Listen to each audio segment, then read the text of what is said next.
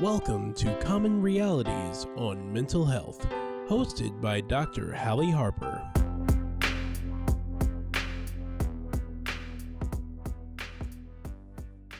Good afternoon, everyone. My name is Dr. Hallie Harper, and I'm going to be talking to you about coming out of the mental health closet. For many African Americans and people of color, we have dealt with this stigma for many, many generations to come. So I thought it would be really necessary to kind of pinpoint on why, there's such a stigma with African Americans and people of color getting mental health services. So, for many in the African American community, our story is one of perseverance and resilience. After all, we did survive slavery. Surely we can survive some sadness and anxiety as it relates to mental health. In this mindset, anything less would be considered spiritual or a moral weakness. So, the problem in part is that we often fail to recognize that mental illness is much more than a feeling of melancholy or, feeling anxious. It is not a sign of weakness and it does not discriminate based on our skin color. We fail to also realize that mental illness is an illness just like cancer, diabetes, and high blood pressure. So African Americans are less likely than whites to seek out treatment and more likely to end up, if they do go for treatment, they're more than likely to end it permanently and temporarily.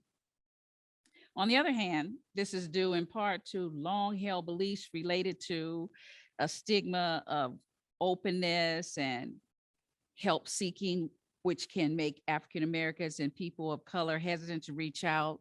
We've been taught and we've been trained that when something goes on in our household, that we can handle it ourselves. We don't need to go outside the household to seek help. And so if you did go outside the household to seek help, you were looked upon as maybe a snitch or, a troublemaker, whatever. So it was like embedded in us to just keep quiet. And so for decades, we did just that. On the other hand, we as professionals in the healthcare community must do the work to establish ourselves as credible and reliable sources of support for our African American community so that they'll be willing to seek us out to get that help. As healthcare providers, also in the age of this whole person care or holistic care, as a lot of are saying today, it is incumbent upon us to determine how we should address and overcome this stigma. If we are to address the social determinants and impact health in communities of color, we must first understand not only the challenges, but the attitudes and the norms regarding these challenges. We must own up to the fact that underserved communities are underserved for a reason. The reason is that we as healthcare providers, we haven't been there. It is also arrogant to believe that we can just decide to focus on communities that have gone underserved and be embraced and they're just automatically going to trust us. That's not so. We have to earn that trust. We must start by listening and seeking to understand not only communities of color, but all the underserved communities.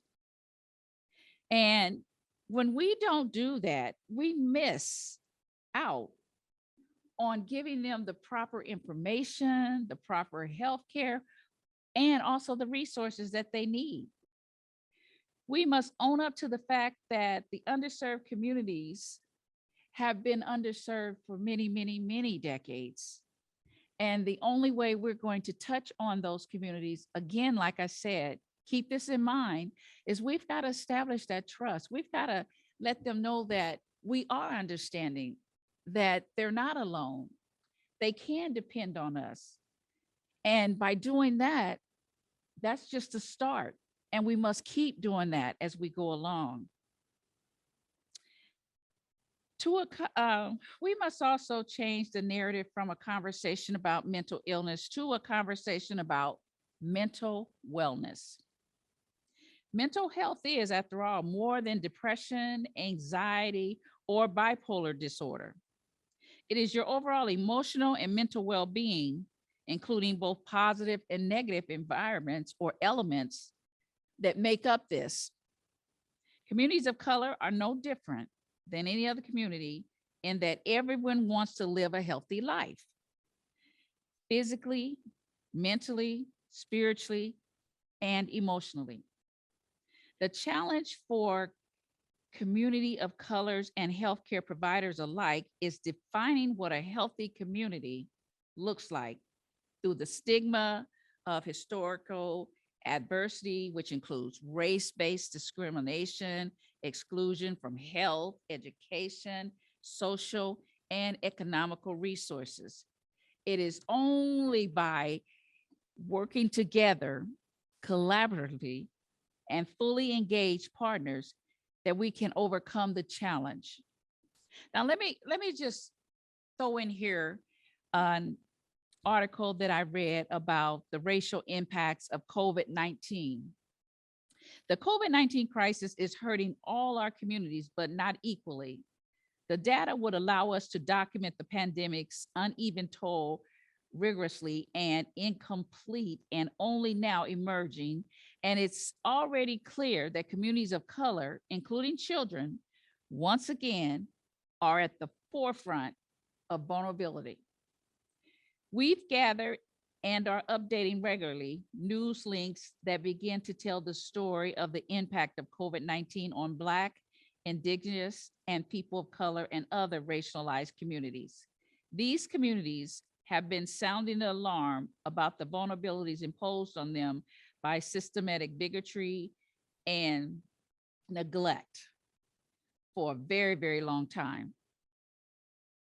Will our policymakers and all of us collectively hear and respond to the variants and call to action each other this time? Will they? Let me read you a short story. And after I read you this short story, I'm going to give you some questions that I want you to think about. Okay? Whether you want to come out of the closet to people in your life about some unpleasant news, or more broadly, overcome the short term emotional pain of taking an action that would help you achieve your long term goals. Would they think I am crazy? Would they whisper behind my back? Would they never trust me again? These anxious thoughts ran through the head of an individual as they were thinking about making a post to reveal their mental illness to their Facebook friends. Whenever the thought of telling others about their mental illness entered their mind, they felt a wave of anxiety pass through them. Their head began to pound, their heart sped up, their breathing became fast and shallow, almost like they were suffocating. If they didn't catch it in time, the anxiety could lead to a full blown panic attack or sudden and extreme fatigue, with their body seeming to collapse in place.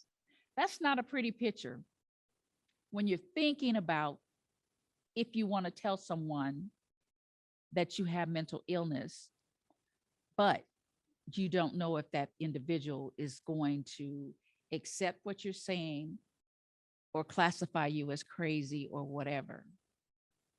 For 6 months, this person suffered from a mood disorder characterized by high anxiety, sudden and extreme fatigue, and of course, panic attacks.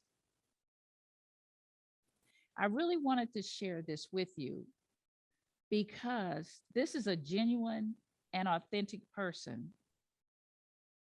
And ironically, the very stigma against mental illness combined with, excessive anxiety responses, made it very hard for this person to share that they had a mental illness. They was very anxious about whether their friends or acquaintances would turn them away, and was very concerned about the impact on their professional career. And due to the stigma in the academic arena about mental illness, it was hard for them to share, and also their workplace. So let me ask you, what can you do? How can you apply this story to your life? Whether you want to come out of the closet to people in your life, or you want to come out the closet to strangers. There's always going to be some unpleasantnesses, but if you do this short term, there could also be some emotional pain with taking short-term action. What could you do in the long term? Could you achieve your long-term goals? If you do want to achieve long-term goals as well as some short-term goals, let me give you some strategies. Consider the world where you want to live a year from now, or if that's too long, make it 6 months from now.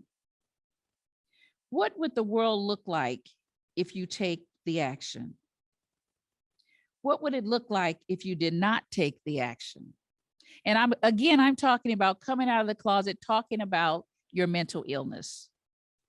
Evaluate all the important costs and benefits of each world that you come up with. What world looks the most attractive 6 months or a year from now? Decide on the actions needed to get to the world, make a plan, and take that plunge. Be flexible about revising your plan based on the new information, such as reactions from others or what happened regarding your sharing about your own condition. Make sure you consider that. And then what do you think? Do you ever experience a reluctance to tell others about something important to you because of your concern about their response? How have you dealt with this problem yourself? Is there any area of your life where an orientation to the short term undermines much higher long-term rewards? Do you have any effective strategies for addressing this challenge? Do you think the strategy of imagining the world you want to live in 6 months or a year from now can be helpful in any area of your life? If so, where and how?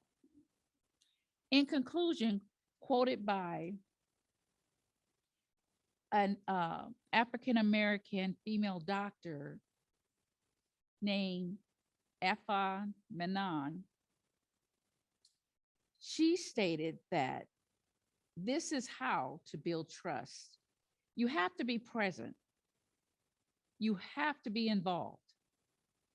You have to be engaged, and you have to be open to listen. Just because I'm Black or a person of color doesn't necessarily mean that I understand.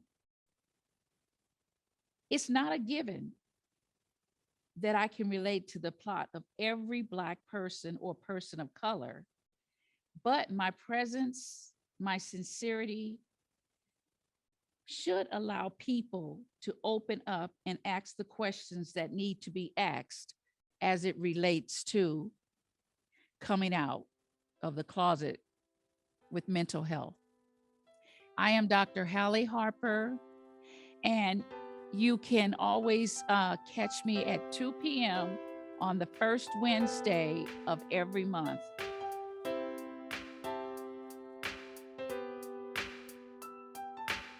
This has been Common Realities on Mental Health with Dr. Hallie Harper. To leave suggestions, email us at ewcfacts@gmail.com. That's ewcfacts@gmail.com. This has been an EWC Communication production.